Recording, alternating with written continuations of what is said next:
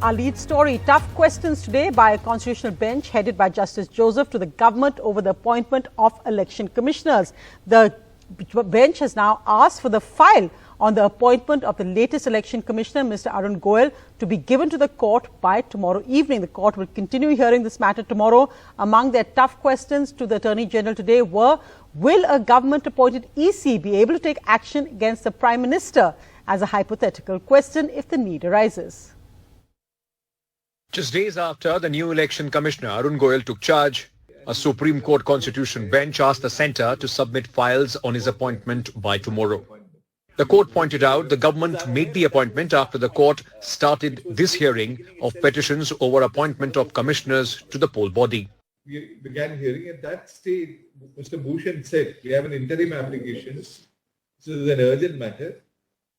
Then, in the interim, then the next hearing takes place yesterday. I mean, it took place yesterday. We began yesterday, on Tuesday. I would only venture to say there is no design. I'd only venture to say. We are not saying that. That's so, therefore, we would like you to produce the files relating to the appointment of this officer, so that if you are in the right, as you claim to be, that there is no hanky-panky. The pleas seek a collegium system comprising of the Prime Minister, Chief Justice and Leader of Opposition to appoint India's election bosses, replacing the centre's unilateral powers. The Supreme Court posed some sharp questions to the centre, highlighting the fact that this is a constitutional post and noting its independent character. Supposing the election commissioner is asked to take on none less than the Prime Minister himself. Please. Giving an example. Yes. Just an example. We are testing this one. Hypothetical example. Supposing the election commissioner sort of, is so weak-kneed. Yes. That he says, okay, that is with it, he doesn't get around to doing it. Will it not be a case of complete breakdown of the system then? The centre, through Attorney General Venkat Ramani, Solicitor General Tushar Mehta and Additional Solicitor General Balbir Singh, argued against judicial intervention. Responding to the argument, the appointment mechanism should also include Chief Justice of India. Solicitor General argued, Now, yesterday, during the discussion, there was some debate as to whether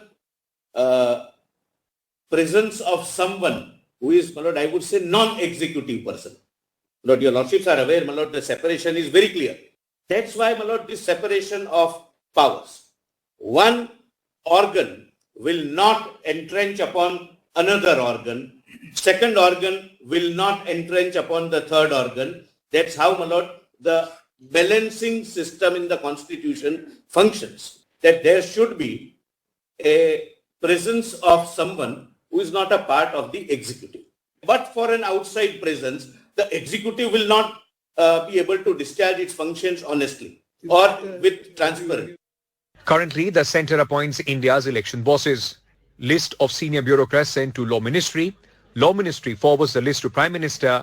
President appoints election commissioner on recommendations of the government. Senior most election commissioner becomes the chief election commissioner. While Centre defended the existing mechanism for appointment of election commissioners and asked the court not to enter into the domain of legislature, Supreme Court said, despite the Constitution saying so, no law has been put in place for appointment of election commissioners, and that's why the court is interfering in this matter to do the needful. With camera person Manoj Thakur, this is Arvind Gunasekar for NDTV. And what's really fascinating is that because of the live streaming, you can actually watch those arguments as they happen. So we saw there Justice Joseph, the 5-judge constitutional bench, and Tushar Mehta, the Solicitor General, there arguing out their respective points of view here. Meanwhile, the other big headlines, the Prime Minister is on round 2 of campaigning in Gujarat. Rahul Gandhi has returned to his Bharat Jodo Yatra. The Delhi Chief Minister is also heading back and then back to Gujarat in the weekend. But the AAP continuing its campaign.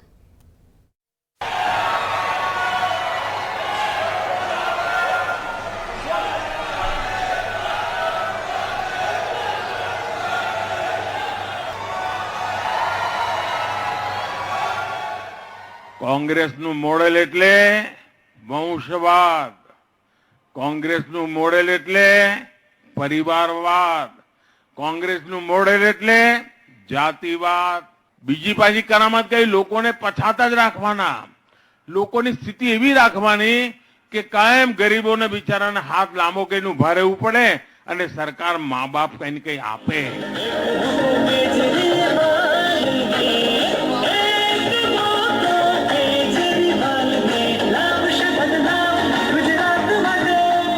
वो Sholay picture में एक dialogue था ना कि सो जा बेटा सो जा नहीं तो गब्बर आ जाएगा.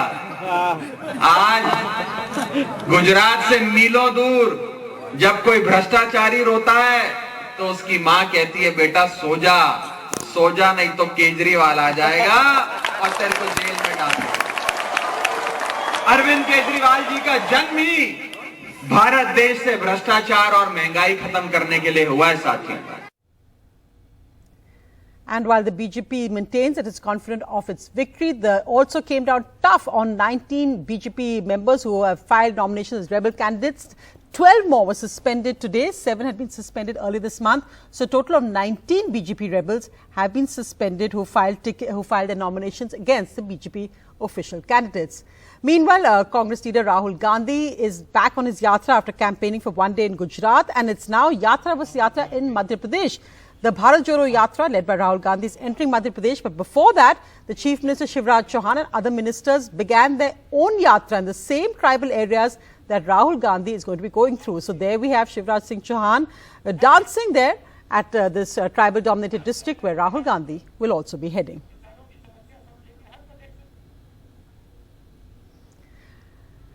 The other big headline is from Assam and Meghalaya, where the Assam police in firing killed 5 people, all of them Meghalaya tribals. The Chief Minister of Assam said that the Assam police fired in self-defense. This has nothing to do with the border dispute. But in Meghalaya, there's tension where a car has been set alight over the killing of those 5 people.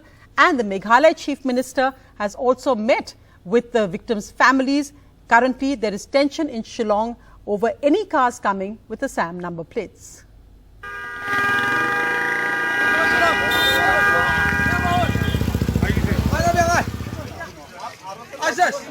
Five civilians killed in firing by Assam police in territory Meghalaya claims as its own.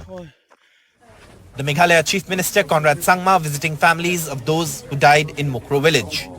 The last year and a half, as a government, we've been working proactively to ensure that we are able to resolve this border issue. As you have mentioned yourself, Mr. Chairman, that this government in the past has taken concrete steps. We didn't just promise. Last evening, in Meghalaya's capital Shillong, a car with an Assam number plate was set on fire in the Jalupara area, reportedly in retaliation to the incident. Cars bearing Assam number plates are now being restricted from heading to Meghalaya in peak tourist season. Meghalaya claims the Assam police came into Meghalaya territory in Mukro village in the West Chantia Hills, while Assam claims the area is under its Karbi Anglong district. The incident has put the focus on decades-old border disputes between Assam and Meghalaya. In March this year, an agreement regarding the state's border disputes was signed, which was described as historic as it had been pending over 50 years. The pact had resolved disputes in 6 of the 12 places along the 885-kilometer border between the two states.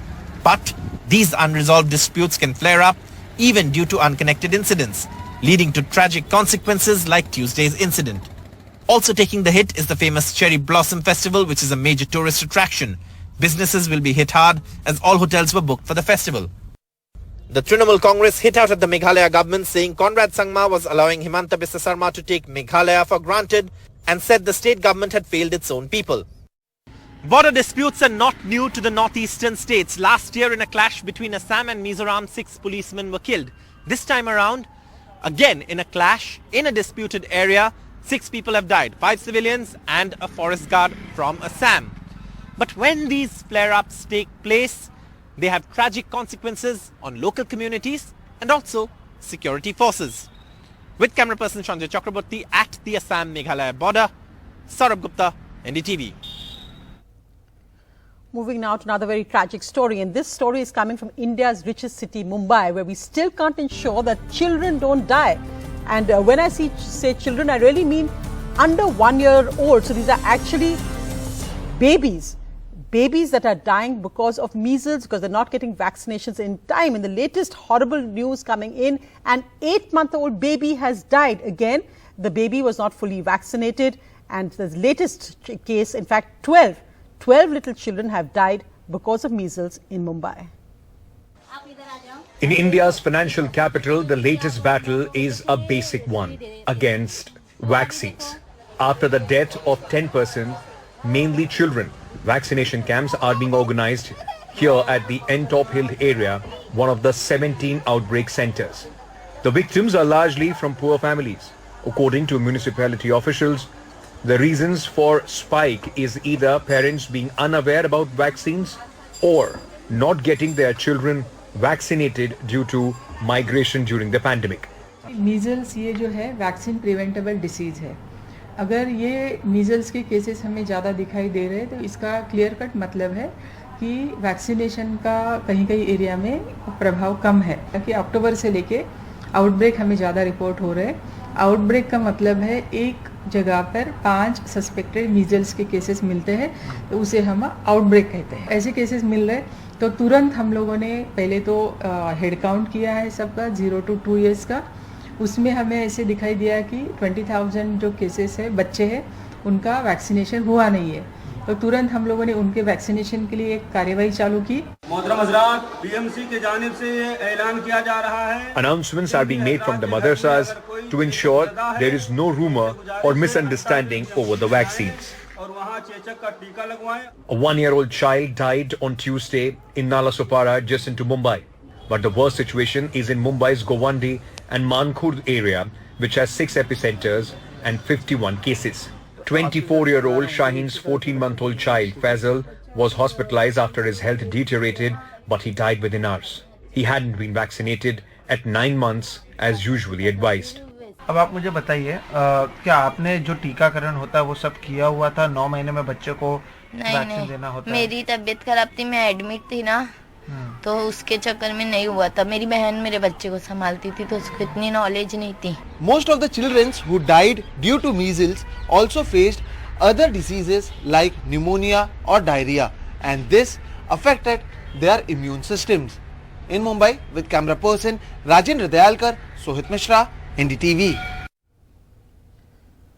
What a shame there that in India's richest city, our financial capital, we can't vaccinate children against measles. And even now, with 12 babies dead, vaccination is still not being done on a war footing. That's a story we hope the Maharashtra government responds to, and all political parties come together to ensure that children are vaccinated. But going across to another story, which Maharashtra is currently focusing on, and is that also all about politics? It's now emerged that Shraddha, the young woman who was brutally murdered allegedly by her partner Aftab, had actually written to the police in Vasai, where she was from, in Maharashtra, on the 23rd of November 2020. That's exactly now 2 years ago. In the letter, she eerily virtually predicts her murder. She says that Aftab has been abusing and beating me. He tried to kill me by suffocating me, and he threatens to kill me and then chop me into pieces. Tragically, that's exactly what happened 2 years later. Nearly 2 years before Shraddha was allegedly murdered by her live-in partner, she wrote this complaint to the police: that Aftab threatened to strangle her and cut her into pieces. Exactly how she appears to have been killed in May this year. In the complaint to the Vasai police in Maharashtra, Shraddha said that Aftab had tried to suffocate her to death and threatened to chop her body and throw it away. The letter is dated November 2020, around the time when she was reportedly hospitalized after being assaulted. She says that Aftab should be held responsible for any physical harm inflicted on her, adding that his parents were aware that he was an abusive partner and that she doesn't wish to live with him anymore. The Deputy Chief Minister of Maharashtra and BJP leader Devendra Fadnavis demanded an inquiry, alleging a lapse. मैंने उसको देखा है, बहुत serious पत्र है. उसके ऊपर क्यों कार्रवाई नहीं हुई, इसकी जांच हमको करनी पड़ेगी. मैं किसी पर दोषारोपण नहीं करना चाहता, लेकिन इस प्रकार के पत्रों पर कार्रवाई अगर नहीं हुई तो ऐसी घटनाएं होती है, इसलिए जरूर उसकी जांच की जाएगी. but the police say Shraddha subsequently withdrew her complaint against Aftab. उस मामले में जो भी जरूरी कार्रवाई करनी थी वो कार्रवाई पुलिस की तरफ से की गई है। जो अर्जी दी गई थी, अर्जी के ऊपर में जांच हुई है। जांच के बाद में खुद जो कंप्लेनेंट ने लिखित बयान दिया है कि उसकी अब कोई कंप्लेंट या तकरार रही नहीं है। Cops say that after she withdrew her complaint, she submitted a written statement to the Vasai police saying everything was resolved between the couple and that she doesn't wish to follow up on the complaint. Shraddha's helplessness is evident in that letter, as it was in her chats with her friends. There as well, she talks about reaching out to the police and how scared she was about filing a complaint against Aftab. So it can very well be the case that she withdrew the complaint under the pressure of a violent partner. Meanwhile in Delhi, the police postponed the lie detector test which was supposed to be conducted on Aftab today, since he was reportedly unwell. In these 4 days of Aftab's extended police custody, the Delhi police hope to piece together all the evidence that it has recovered in the past 10 days. The police also hope to confront Aftab with his own statements and contradictory confessions in the truth serum test. Shraddha's letter has given a major boost to the Delhi police in cracking the case that has so far been built on circumstantial evidence. Her complaint corroborates most of the details that Aftab had shared in his confessions about the murder, making it easier for the Delhi police to build a stronger case in favour of young Shraddha. In New Delhi with camera person Sanjay Kaushik and Gauri Prasad, Vedant for NDTV. Tragically, this is all now too late for the 22-year-old woman who lost her life so sadly.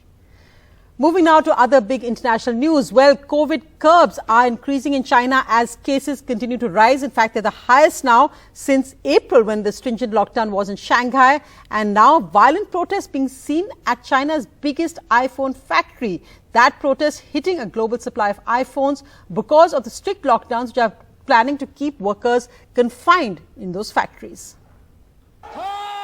Rare and unusual pictures from inside China. Violent protests at the world's biggest iPhone factory in Zhengzhou, showing hundreds of workers marching and confronting the riot police. Manufacturer Foxconn has confirmed the violence, saying that workers had complained about working conditions and bad pay. Last month, Foxconn had locked down the site after a COVID spike, after which the huge facility of 2 lakh workers had been operating in a bubble closed off to the outside world. Earlier this month, footage had emerged of workers fleeing the lockdown compound, complaining of terrible conditions and insufficient food, but Foxconn claimed that it had hired new staff with promises of better pay. The workers' widespread discontent has taken a toll on the production of iPhones. Apple earlier this month warned users that it expected lower shipments of premium iPhone 14 models, with Reuters reporting that there could be as much as a 30% slump in the production of iPhones in the country. Nayantara Singh for NDTV. And again from America now, news coming in today of another mass shooting. This time, an attacker, apparently a manager who worked in the store, has shot dead at least 6 people in a Walmart store in Virginia. Police say the single shooter suspect has also died. The mass shooting in Virginia comes just as America begins preparing to celebrate their Thanksgiving holidays and follows a weekend gun attack in Colorado as well that left 5 people dead. So there, America's mass shootings really a huge problem and continuing there in random areas, all by single shooters. Here's looking at these US women diplomats in New Delhi who've decided that forget the bulletproof cars, they're buying auto rickshaws, Delhi's famous auto rickshaws, as their vehicles.